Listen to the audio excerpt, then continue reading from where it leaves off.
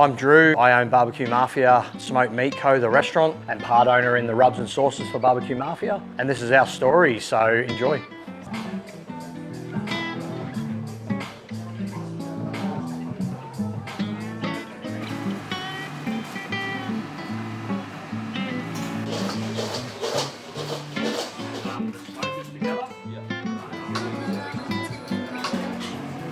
So Barbecue Mafia, it just eventuated from a couple of guys who fanboyed each other on Instagram pretty much, in a time where in Brisbane or in Australia pretty much, there wasn't many guys doing barbecue, so we had to try to meet each other somehow. And a couple of us, me and a guy named Chris Ballsy, we got together, mate, sat down and created it. So yeah, it kind of all went from there, man. We said, what are we going to call ourselves? And we settled on Brisbane Barbecue Mafia, which we thought was a pretty cool name at the time. And it wasn't until a few years later that we went, oh, we're starting to get a little bit of love from like the States and some other places apart from Brisbane, so we're kind of limiting ourselves by calling this just Brisbane. So then we just changed it to Barbecue Mafia, and I know, the cliche, the rest is history sort of stuff, but it's sort of iconic with us now, like we just love it, and that's our brand.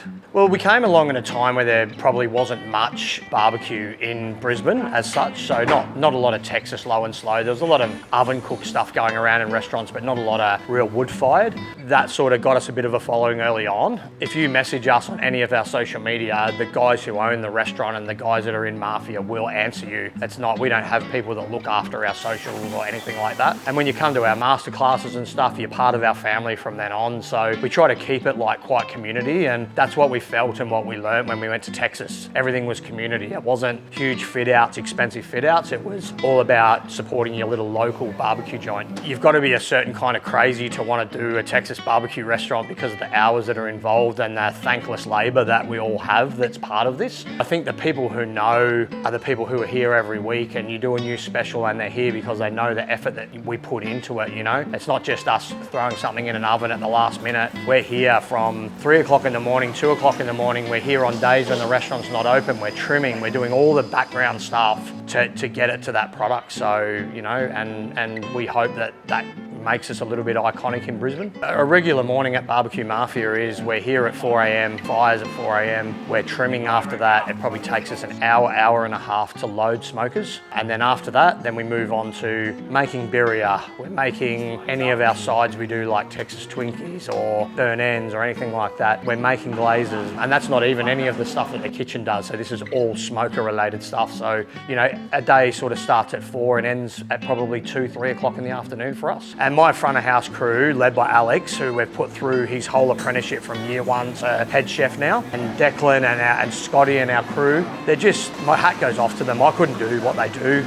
They do it with a smile on their face. They do it pretty much stress-free. They look like they've been through the ringer after each service. I couldn't ask for a better bunch of people to work with. So Mitch is, it's a funny story with Mitch. He's just one of the hardest working guys that I know, and didn't know a thing about barbecue. And sometimes when you want to teach somebody something like this, it's best that they don't know a lot. So when someone knows a little bit, they'll come in and go, oh, have you tried doing this? And then you just get sidetracked on tangents where you don't really get to where you need to go. If I'm not here for some reason, and I've taught Mitch my exact same method, people come to the restaurant and when I've not been here, they're like, oh, the brisket was beautiful as per normal, and that was Mitch's brisket. So he's just a hard worker, a great mate. Him and I, like, we never clash. I think the only argument we've ever had is how soon we're going to pull porks off the smoker. And he's like a lifelong mate, and I've met Mitch through him coming to the restaurant and through another mate. He was a customer and a mate of a mate, and he just like put his hand up and said, I want to help you. We bought a food truck. Him and I were the only ones who could reverse park a trailer. Mitch has just been like a godsend to me.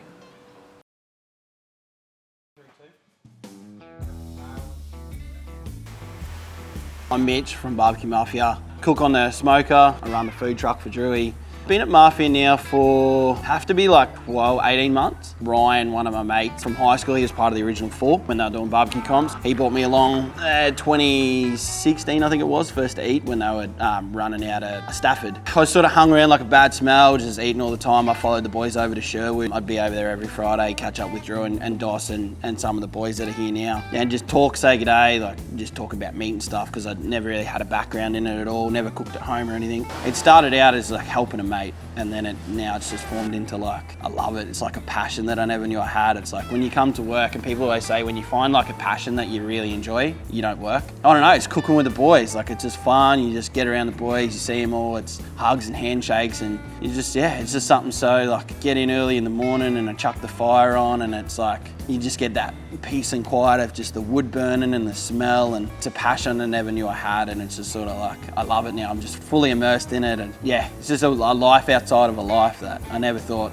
that I'd, you know, be interested in, and now it's just, yeah, it's awesome. I'd just become really close friends with Drew, and we'd always talk and stuff and text, and then he was like, oh, we should get a food truck. Sweet, grab one. So he grabbed one, and then he's like, do you want to tow it around because there's no one else available? I was like, yeah. So that's how it kind of started. I just started towing a food truck around and hanging out at like breweries and stuff when we were doing them. Didn't do barbecue. Like I was just like, I'd watch YouTube videos and just like eat it, and that was it. I never had like any inkling of cooking, or I was like, I can never do that. Come in on a service on a Thursday and I've cooked on a Wednesday, and people are like, it was really good. And you're like, yeah, like I nailed that. Like you can tell, I nailed that brisket yesterday. Like, so it's pretty cool. I love it. And to not only have like such an in-depth teacher, but to have a best mate teaching you. Like, oh, Drewy, how was that brisket yesterday? And he's like, yeah. That's like, I get a bit emotional about it, because it's like, to have not only your best mate say that you did a good job, but to then have the legend of the game, and he's still in, like, you know, he's been in it a long time, and he's highly regarded with his peers and stuff, and there's a lot of people come through and look what he does and rate his stuff, and then to have that pat on the back, not only from your best mate, but from somebody who's so good, you go, fuck yeah, like I nailed that. And I sit there and I critique it, like I go, oh, did I do a good enough job? Like I could have done this, could have done that, and he's like, nah man, it's good. I'm like, yeah. He was first a friend. I think that's what makes it so like rewarding for me, is he was a good friend first. That turned into like someone that, like a key role in my life, like a key figure. He's like a big older brother to me. And I find that to be led into the inner sanctum, I guess, of his world. And I think the most rewarding part, besides the fact that I get to hang out with like my best mate, is I get to help him. That's better than like cooking barbecue. Like that's just, I guess that's what it's all about for me, is helping friends out and having a good time, and yeah, rewarding us. Yeah, the man, the Cotton Eye Joe. Who am I? I'm Steve, aka Big Bad Small Goods. I'm the sausage guy down here at Barbecue Mafia. Been here for about, coming on 10 months. Every week come in and make about 200 snags. We rotate the flavours every fortnight. One of the things that motivated me, I guess, was looking around and seeing that no one was doing it. Like, it's such a big part of Texas barbecue. Places in Texas, well, most of them will make their own sausage in-house. Well, the process is always ongoing in my head, because the first thing you need to start with is an idea.